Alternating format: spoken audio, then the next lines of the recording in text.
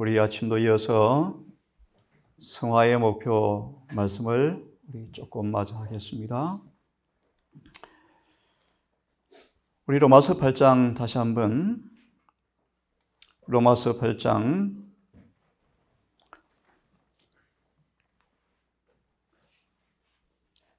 28절과 29절을 다시 봉독합니다.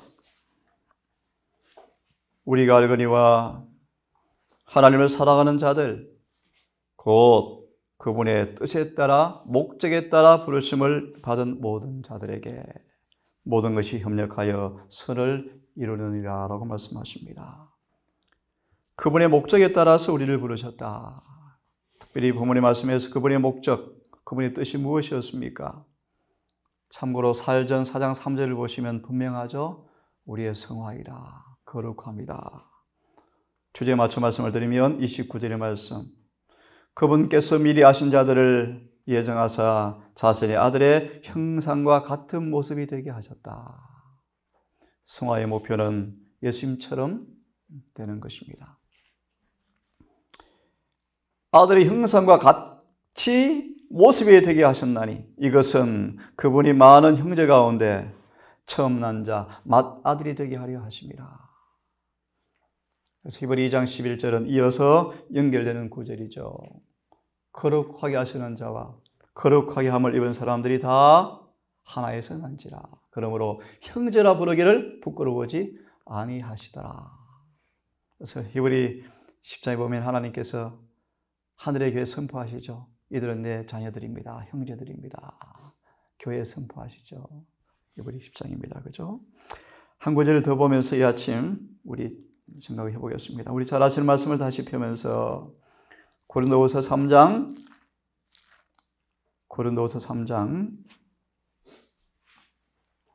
우리 잘 아시는 구절입니다. 우리가 다 수고를 벗은 얼굴로 그리스도의 영광을 그거를 보는 같이 바라볼 때라는 말씀이에요. 자세한 설명을 하지 않겠습니다. 우리가 어떻게 다 수건을 벗을 수 있는가? 우리 앞에 말씀 보시면 예수께로 나아가면 수건이 벗겨진다고 말씀드렸죠. 그죠? 주님의 성령을 통하여 예수님에 대해 이해가 더 깊어질수록 베드로후서 1장 2절의 말씀이요. 하나님과 예수를 아는 지식이 더 깊어질수록 우리와 구주 사이의 모든 안개는 다 사라져버리고 깨끗하게 그분을 바라볼 때 죄는 끔찍한 면모를 드러내게 되어지고 자아는 굴복되게 되어질 것이고 회개하면서 죄 사함 받은 사람 속에 이루어지는 놀라운 변화가 시작되는 경험을 말씀을 하고 있는데요. 다시 보면 수건을 벗은 얼굴로 그거를 보는 것처럼 주의 영광을 바라보며 너무너무 중요한 말씀이죠. 그죠? 죄는 우리와 구주 사이의 영광을 이지르지게 한다. 그죠? 똑바로 보지 못하게 하죠. 그래서 모든 사람을 이끄는 그분의 사랑이 경험되어지면 한 사람도 멸망받을 필요가 없겠죠. 그죠? 자, 마저 봅니다. 주의 품성을 바라보면 똑같은 형상으로 변화되어 이렇게 번역합니다.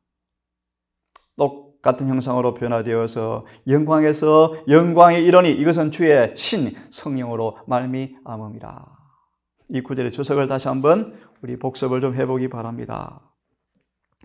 성화의 목표는 그리스도와 같이 되는 것이라고 말씀하시면서 이 구절에 관한 주석에서 우리가 어떻게 그리스도를 바라보는 것인가라고 이렇게 설명되어 있습니다. 우리가 어떻게 예수를 바라보는 것인가? 고호 3장 18절의 주석에 이런 제목이 있습니다. 그의 생애를 연구하라고 말씀하십니다. 그죠? 대쟁투학원의 마지막 대관식 이후에 파노라마를 보시면요, 참 눈물겨운 장면이 기록되어 있어요. 예수님의 탄생, 요셉의 집에서 애굽으로 쫓겨가는 장면, 광야의 시험 장면, 30냥에 팔리는 장면, 안나스 가야바 법정, 빌라도 법정, 다시 빌라도에게로 헤롯에게로 쭉 하늘에 펼쳐진대요. 우리 예수의 생애를 바라본다는 것은 말씀에 주어진 대로 예수님을 연구하는 것을 의미한다. 그러면 이렇게 말합니다. 우리가 우리의 시선을 그리스도에게 고착시키면 그래서 개인의 구주로 모셔서 보좌 앞으로 달려가게 되어지면 바라봄으로 변화되어서 품성이 완전하신 그분께 윤리적으로 동화되어진다. 우리 세상이 말했지만 우리 잊어버렸습니다. 적어도 몇 세가 되어지면 얼굴에 책임을 져라 그러지 않습니까? 그런 말씀 아시죠? 그래서 얼굴 뜻이 뭐라고요? 순수 한글말로 마음을 들여다볼 수 있는 통로라는 뜻이 얼굴이라는 뜻이랍니다. 얼굴. 참 중요한 말씀이요. 그들의 얼굴은 마음의 뭐요? 통로다. 사람의 말도 말이라는 순수 언어도요. 마음 품성 그런 뜻이랍니다. 마음씨라는 뜻이 마음씨. 우리의 언어와 우리의 표정과 얼굴 모습들은 다 뭐예요? 우리 품성을 드러내는 것이랍니다. 참 중요한 말이죠. 그죠? 이렇게 우리의 예수를 바라보면 윤리적으로 동화되어진다. 동산에 와서 그런 얘기를 해요. 우리 시온의 집 한나 집사님 벌써 15년 살았지 않습니까? 사람들이 그래 다 형제입니까? 그런 표현을 가끔 쓰더라고요. 조금 두렵기도 하고요. 어떻게 좋은 쪽으로 닮았는지 나쁜 쪽으로 닮았는지 다 형제 같아요. 누님입니까? 형님입니까? 그래요. 장로님을 저희 큰형이라고 사람들이 자꾸 그래요. 영미 집사님을 저희 누님이라 그래요. 닮았대요. 부부가 담담 말씀 잘 하시지 않습니까? 그죠? 잘 할까요? 예수를 바라보면 성경 말합니다. 동화된다. 성령의 변화시키는 능력을 통하여 그의 입혀주시는 의를 받아보로써 그분과 같이 된다. 참 놀라운 말씀이요. 그래서 그리스도의 모습을 간직하게 되어지고 그것이 그의 전 존재를 사로잡는다. 여러분 이런 경건의 오묘를 에베소 1장 3절에 우리 손이 닿는 곳이 있다고 말씀하지 않습니까? 누구나 다 우리 손이 길고 짧으면 상관없습니다. 하나님께 우리가 있는 곳까지 오셨다고 말씀하죠. 그 밑에 말씀 하나 더 보겠습니다. 보고 중요한 말씀 하나 같이 좀 읽기를 원합니다. 그 다음 말씀을 하나 더 읽습니다. 다시 한번. 그리스도와 같이 되어버리고 노력한다. 야, 여러분 이런 시도, 이런 목표, 이런 포부, 그죠? 사도 바울, 사도 요한 동일하게 경험했죠, 그죠? 읽어보겠습니다. 진리를 찾는 사람들이 그리스도와 같이 되어버리는 목적으로 그를 바라볼 때 로마서 8장 29절을 보았습니다. 우리를 영원 전부터 택하신 목적이 무엇인지 확실히 보았습니다. 사전 4장 3절 우리의 거룩함이요 거룩함, 성화요 성화, 예수님처럼 되는 거요. 에베소 4장의 말씀 그분을 아는 것과 믿는 일이 하나가 되어서 장성한 분량에 도달하여서 그분과 같이 되는 것이 성령을 주는 목적입니다. 계시록 7장 4절의 주석에 우리가 그리스도와 같은 품성을 갖게 되었을 때 이마에 인을 맞을 것이다. 사전 4장 30절 그 표대에 다다랐을 때 인을 맞을 것이다. 분명하죠. 계시록 7장 9절의 말씀 그들은 계속 이기는 사람들이다. 종려나무를 들고 있죠. 그죠? 하늘은 이기는 자의 몫입니다. 영생은 이기는 자의 몫입니다. 영생은 예수의 품성을 가진 사람에게 주는 선물입니다. 읽습니다. 그러므로 진리를 이제 받는 사람들은 누구처럼 되고 싶어 해요? 예, 여러분 그런 포부가 있으시죠? 그러므로 완전한 것이 아니고서는 어떤 것에도 만족을 얻지 못한다. 우리가 완전한 것이 아니고서는 어떤 것에도 만족을 얻지 못한다. 그리스도의 생애 속에다 그의 삶을 숨겨두었기 때문에 여러분 보이죠? 영상 기억나죠? 예? 정신병원에 입원할 정도로 미쳐 날뛰는 마귀의 모습. 왜 그렇습니까? 시험이 걸어올 때마다 누구한테 숨는 사람? 예수께 숨는 사람. 어찌할 수 없다잖아 마귀가요. 자아를 예수께 숨기는 사람들 마귀는 더 이상 어찌할 수 없다잖아요. 여러분 한번 그 일을 해보십시다. 어떤 지경이라도 사단의 시험을 걸어올 때 자아를 숨기는 연습. 창세기 32장의 주석 승리는 확실하다. 뭐 하면요? 자아가 주는 게 숨겨지면 승리는 확실하다. 그죠? 한번 해보십시다. 오늘 내일 아마 그 부분을 드릴 거예요. 싸움의 가장 치열한 싸움의 장소가 어디라고요? 마음이요, 마음. 가장 치열한 싸움이 무슨 싸움이라고요? 자아의 싸움이요. 이 자아를 두고 우리의 마음을 두고 우리의 싸움 대상은 누굽니까? 혈과 육이 아니에요. 그죠? 베드로에게 베드로야 너는 나를 넘어지게 하는 사람이다. 마귀야 물러가라고 말씀했을 때 누구한테 하는 말입니까? 예, 사단한테 하는 말이었어요. 그죠? 우리 서로에게 싸우지 맙시다. 저도 가끔 실수하지만 그것처럼 바보 천치가 없습니다. 바보 천치요. 원수가 너무너무 좋아서 웃는데요. 우리의 싸움 우리가 서로가 아니에요. 자, 돌아와서 마저 읽습니다. 생애 속에 자신을 숨겨뒀기 때문에 하나님의 율법의 거룩성이, 거룩하심이 그리스도의 생애에 나타나 있음을 보고, 멋진 말씀이죠. 이것이 로마서 1장 17절의 말씀이에요. 복음 안에 하나님의 의가 나타나 있더라. 예수님 안에 뭐가 나타나 있습니까? 율법의 거룩성이 그대로 나타나 있죠. 그 우리에게 뭐 주는? 칭의로 성화로 주시는 게 믿음으로 말하면 의요. 칭의를 통해 주시고 성화를 통해서 나누어 자라게 해주어서 마침내 우리의 것이 되게 해주는 게 복음을 경험한다는 뜻입니다. 이 로마서 1장 17절의 말씀이요. 맞아 봅니다. 율법의 거룩한 의가 주님의 생애에 나타나 있음을 보고 점점 더 열렬하게 그분과 같이 되어버리고 노력한다. 애를 쓴다. 이런 표현을 하시죠.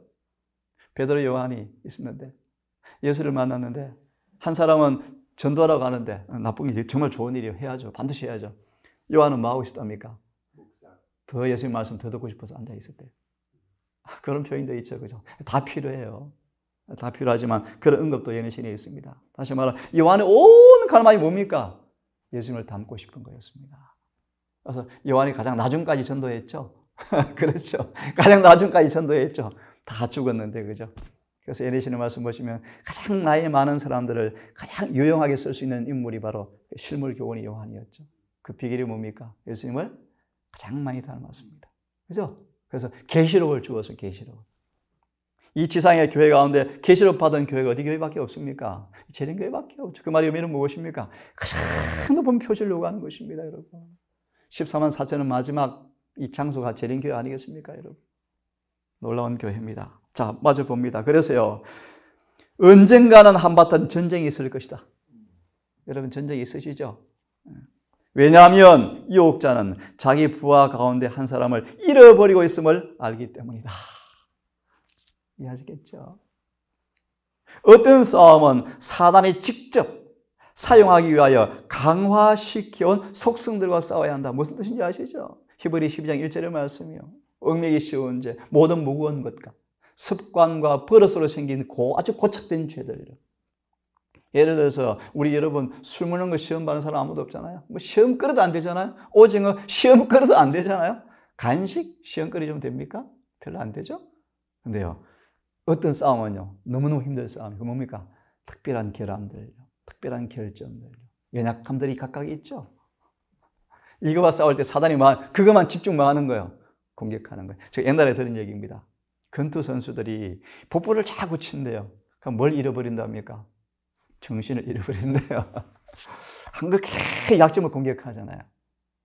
여러분, 우리는 지금 뭘 얻어야 하는가? 우리 결함과 약점을 알아야 돼요. 알고 그걸 고치는 방법을 빨리 터득하셔야 돼요. 원수마귀가 그래서 들어올 틈이 그것이 완전히 없는 것이죠. 그렇죠? 맞아 봅니다. 그래서 인간 대리자는 중요한 말씀이요. 그가 더불어 싸워야 하는 것, 그것이 뭔가? 그리스도께서 제시하시는 완전. 연결해 보시면 고호 7장 1절, 초기문집 71페이지. 모든 시험과 모든 결함을 이긴 사람들 앞에 늦은 비가 주어질 것이다. 그런 말씀. 주님이 제시하신 완전이 뭐예요? 모든 결점을 이기는 거예요. 모든 결함을 승리하는 거예요. 그죠? 그래서 제시하시는 완전, 그런 결정까지라도 이기는 완전을 가리켜요. 그죠? 근데 이런 말, 이것은 안 돼. 누가 그렇게 할 수 있어? 라는 가르침과 싸워야 할 것을 깨닫게 될 것이다. 이 완전을 뭐 한다는 것입니까? 사단이 반대한다는 거예요. 완전주의라 그런다는 거예요. 완전주의. 그러나 중요한 말씀이요. 그리스도에게는 그가 그 싸움에서 승리를 얻게 해줄 구원하시는 능력이 있다. 대제사장의 중보자의 능력이요. 우리가 그분의 손에 어떡하느냐? 요한에서 2장 1절의 말씀이요. 누구도 빼앗을 수 없는 중보의 능력으로 우리를 지켜주신대요. 우리 잠깐 이 말씀 보면서 하나 더 보십시다. 은혜와 능력을 강구하며 나아갈 때 그를 강하게 하시고 도와주실 것이다. 보실래요? 누가복음 22장입니다. 누가복음 22장을 보면서요, 이 싸움의 승리의 비결을 미리 한번 조금 보십시다. 22장, 누가복음 22장 42절의 말씀인데, 42절 됐습니까? 예, 한번 제가 읽습니다. 가라사대 아버지여, 만일 아버지의 뜻이거든 이 잔을 내게서 옮기시옵소서. 그러나 내 원대로 마옵시고 아버지의 원대로 되기를 원하나이다. 예수님 보시면 온 인류의 운명이 위기에 흔들리고 있었죠. 그렇죠? 예수 인생으로 당하는 마지막 극심한 시련 가운데 인류 운명이 이 저울에 달려서 흔들리고 있었어요. 위기였어요. 네, 예수님은 이렇게 곧 기도합니다. 아버지의 원대로 되옵소서. 이 구절에 이런 말씀이 있습니다. 한번 펴보십시다. 참고로 성화에 있어서 거룩한 승리의 경험으로 주가 형상으로 화하는 완전을 향해 달려나갈 때 주어지는 보증의 말씀이요. 아버지께서 몸부림치고 있는 모든 영혼들 곁에 계신다. 예? 몸부림치는 영혼들 곁에 계신다라는 제목이에요. 누가복음 22장 42절의 말씀이에요. 한번 제가 읽어보겠습니다. 그리스도는 잘 보세요. 하나님의 능력으로 정복자가 되셨고 자신이 본래 가진 신의 능력으로 이끄신 것이 아니었습니다. 그렇죠? 아버지의 능력으로 정복자가 되셨고 시험을 당하는 모든 영혼들도 그와 같은 방법으로 이기는 자가 되어야 한다. 누가 22장 42절의 말씀이요. 하나님은 겟세마네 동산에서 그리스도와 함께 하셨다. 그리스도의 경험으로 우리들은 하늘에 계신 우리 아버지를 믿고 의지하는 법을 배워야 한다. 하나님께서는 자신에게 위탁한 것을 능히 지키실 수 있으신 부드럽고 진실하시며 신실하신 분이라는 사실을 우리는 언제 어디서나 믿어야 한다. 우리의 대속자가 되시고 우리의 보증인 되시는 그리스도께서 고민하시고 투쟁하실 때 아버지 하나님은 그 아들 곁에 계셨다. 그리고 용기가 꺾이어 어려움 가운데서 몸부림치는 모든 영혼들 곁에 계신다. 임마누엘. 오늘 이 예수와 같은 형상으로 화하는 말씀을 여러 번 보았는데 오늘 이 말씀만 보고 이 주제는 마무리하고 다음 시간에는 완전한 승리에 대한 말씀을 좀 드리겠습니다. 화면을 보고 읽어드리고 아침 마치겠습니다. 이 말씀을 좀 깊이 우리의 매일 기도 제목으로 실천되어질 말씀으로 품으시고 한번 실천해 보기를 바라면서 읽어드립니다.